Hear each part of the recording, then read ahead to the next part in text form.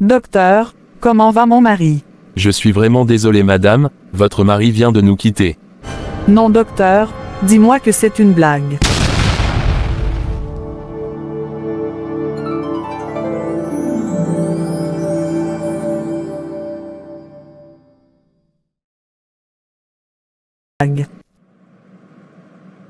Salut chers spectateurs, moi c'est Christina, et aujourd'hui, je souhaiterais partager mon histoire avec vous.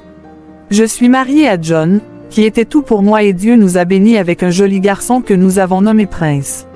Nous étions très heureux et notre petite famille était l'une des plus belles familles qui puissent exister. Mais tout a basculé depuis le jour où mon mari a perdu sa vie suite à un grave accident. Voici ce que j'ai vécu après la mort de mon mari.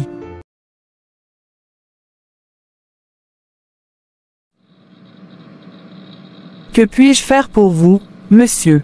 Êtes-vous madame John? Bien sûr. Veuillez nous suivre au commissariat, nous avons des questions à vous poser concernant la mort de votre mari.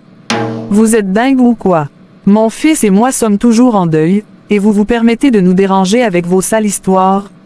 Madame, ne compliquez pas les choses. Nous avons reçu une plainte contre vous, et nous sommes en obligation de faire ce que la loi nous demande. Madame Christina, que savez-vous, concernant la mort de votre mari? Mon mari a eu un grave accident quand il partait au village pour un enterrement, et suite à cet accident, il a perdu sa vie, et je continue toujours de pleurer pour ce drame qui a bouleversé notre famille. Voici tout ce que je sais concernant la mort de mon mari. L'autopsie du corps de votre mari a indiqué que votre mari perdait connaissance avant même l'accident. Il est fort probable que votre mari soit empoisonné avant son départ. Quoi? Comment tout cela peut être possible? C'est à vous de nous le dire, vu que vous êtes la dernière personne à voir votre mari avant son départ. Donc si je comprends bien, vous insinuez que j'ai tué mon mari.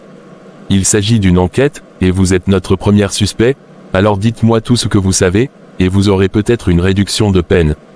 Donc vous croyez aussi que je suis coupable? Madame, nous ne sommes pas à l'église pour croire quoi que ce soit, ici, nous agissons selon les faits. Je vous ai déjà dit tout ce que je sais. Étant la seule personne suspecte, vous resterez enfermé ici jusqu'à preuve du contraire. Ne faites pas ça, j'ai un orphelin à entretenir. Eh bien, la situation ne vous permet pas de rester avec votre fils, peut-être jamais. Oncle Willy. Oui mon petit. Où est partie maman? T'inquiète mon enfant, maman ne va plus tarder à revenir. Mais, maman est partie depuis le matin. Je veux qu'elle m'accompagne à l'école ce soir. Même si maman ne revenait pas vite, je suis là, je vais t'emmener à l'école. Non, c'est maman ou papa qui m'amène à l'école. Écoute mon petit, papa n'est plus là et maman aussi ne rentrera pas vite, alors soit tu me laisses t'accompagner à l'école ou bien tu n'iras pas. Non je ne veux pas, papa va rentrer bientôt, je vais l'attendre pour qu'il m'accompagne. Je n'aime pas les enfants têtus, je vais te rendre la vie difficile dans cette maison si tu n'obéis pas à mes ordres. D'ailleurs dès demain, je vais t'envoyer chez ta grand-mère au village pour être à l'aise dans cette maison. Je sais qu'on te l'a caché, mais écoute-moi bien, ta maman a tué ton père depuis 2 mois et elle-même est présentement en prison, alors tu dois m'obéir à partir de cet instant. Laisse-moi, je veux voir ma maman, je veux voir mon papa.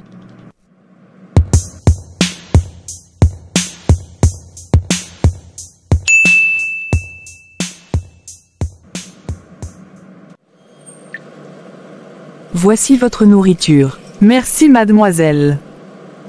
De rien. Puis-je vous demander un service? Sans souci. J'aimerais que vous contactez ma mère pour moi, pour qu'elle puisse venir chercher mon enfant.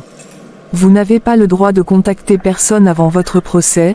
Dans le cas échéant, ce serait un avocat. Je vous en supplie demoiselle, faites-le pour moi. Si je vous demande cette faveur, c'est parce que je sais que vous êtes une femme, et que vous pouvez comprendre ce que je suis en train de vivre, en tant qu'une mère qui a laissé son enfant qui ne sait même pas que son papa est mort, seul à la maison. D'accord, je vais vous chercher un téléphone, pour que vous puissiez l'appeler vous-même. Merci, que Dieu vous bénisse. Seigneur, je sais que je suis un pécheur, mais, s'il te plaît, pardonne-moi mes péchés et sauve-moi de cette situation. J'ai aimé de tout mon cœur mon mari, et je ne l'ai jamais voulu du mal. Je sais bien que ça doit être un coup préparé par un membre de sa famille. Ils ont déjà abattu le pilier de notre vie, mais ils n'atteindront jamais mon fils et moi, car nous sommes couverts par ton sang versé sur la croix. Protège surtout mon fils pour moi, où qu'il soit présentement. Je t'en supplie mon Seigneur, exauce mes prières.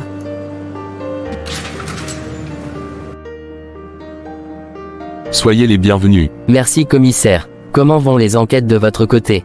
Nous avons interrogé la femme de ton frère à plusieurs reprises, mais elle n'a rien dit. Et sans vous mentir, les preuves que nous avons à notre disposition sont insuffisantes pour le garder encore plus longtemps. Je vous en prie monsieur le commissaire, cette femme peut crever dans cette prison, elle est une sorcière qui a tué mon frère sans arrière-pensée. Il s'agit de votre parole contre la sienne, vous ne présentez pas de preuves solides pour soutenir vos propos. Il faut que vous sachiez aussi qu'elle était censée rentrer au village avec mon frère, mais sachant bien ce qu'elle a manigancé, elle a décidé de ne pas l'accompagner. Nous devons vérifier ces informations, avant de les prendre en compte. Si vous voulez plus de preuves, je vais vous ramener plein d'autres dans un bref délai. Mais pour l'instant, veuillez à ce que cette sorcière ne mette pas ses pieds hors de cette prison. Dans ce cas, je vous conseille de ramener ces preuves le plus tôt possible, dans le cas contraire, nous serons dans l'obligation de relâcher cette dame.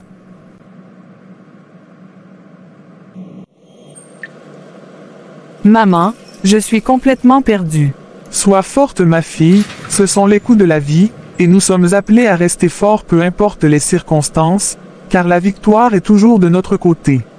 Où est Prince? Quand je suis arrivé, la maison était entièrement fermée. Je me suis renseigné chez les voisins et ils m'ont dit que son oncle Willy était venu le voir. Peut-être qu'il l'a accompagné quelque part. Quoi? Pourquoi il est venu juste après mon arrestation? J'ai l'impression que tout cela est un coup monté par un membre de la famille. Alors nous devons rester vigilants. Qu'allons-nous faire maintenant? Il faut que tu retournes les chercher, et quand tu les verras, fais tout ce qu'il faudra pour retirer l'enfant de sa main, et tu l'amènes chez toi au village en attendant que je sorte de ce endroit maudit. Comment feras-tu pour sortir d'ici? En temps normal, je n'étais pas censé passer une nuit ici, car ils n'ont aucune preuve pour valider leurs propos. Mais ne t'inquiète pas, l'Éternel des armées fera le nécessaire. Sois forte ma fille, je ferai aussi de mon mieux pour t'aider.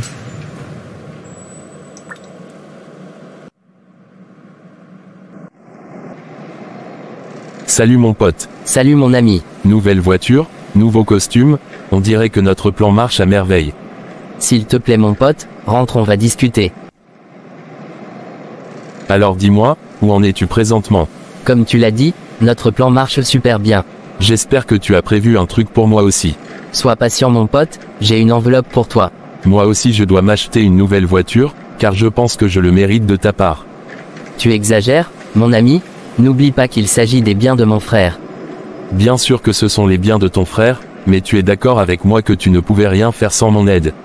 On en parlera plus tard, mon ami. Nous avons encore du pain sur la planche.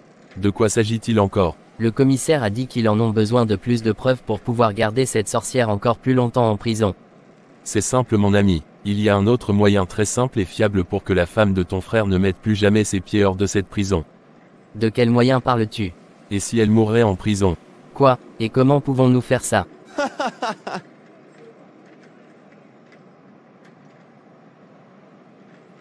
On dirait que tu doutes de mes compétences. Tu n'auras qu'à me donner ton feu vert et tu verras le résultat. Hors de question, je refuse de prendre ce risque. Peu importe les preuves que nous fabriquerons, ils en demanderont plus. Alors crois-moi, c'est la meilleure solution pour finir avec cette femme.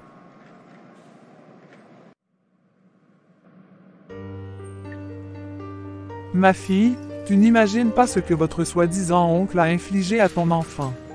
Quoi? Il a raconté du n'importe quoi à ton enfant, et l'enfant n'arrive même pas à dormir. Où est-il?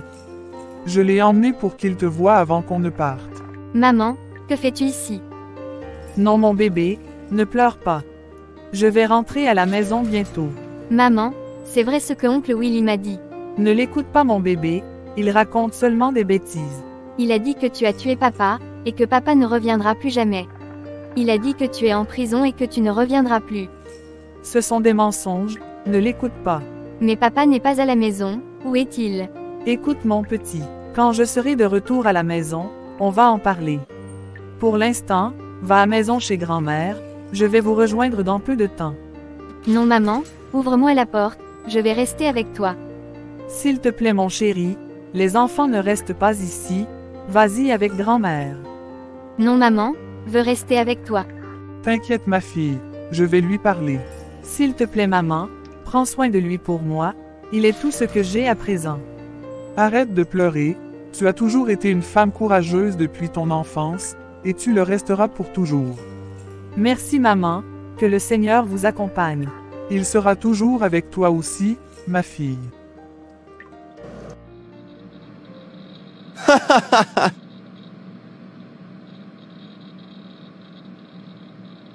Enfin mon heure de gloire a sonné. Je vais enfin profiter de la belle vie dont j'ai toujours rêvé. Je suis désolé pour ta mort, mon frère, j'espère que tu me comprendras où que tu sois. Nous sommes des frères de sang, et toi tu as toujours profité de la belle vie, tu as grandi dans la richesse, tu as une femme et un enfant, et tu es énormément riche. Alors que juste à côté de toi, se trouvait ton pauvre frère qui pleurait tous les jours avant de trouver à manger. J'ai souffert, j'ai galéré, j'ai même fait la prison, et toi tu étais assis dans ta richesse sans penser à moi. Aujourd'hui je t'ai envoyé là où tu mérites de rester, et me voilà enfin porter de beaux costumes, et rouler dans de grosses caisses, et travailler dans un grand bureau. Je pense que je le mérite, et j'espère que toi aussi tu me comprendras. À présent, je vais vendre toutes ces maisons, et toutes ces voitures qui se trouvent dans ton pauvre garage. En ce qui concerne ta femme et ton enfant, je crois que j'ai une meilleure idée pour eux.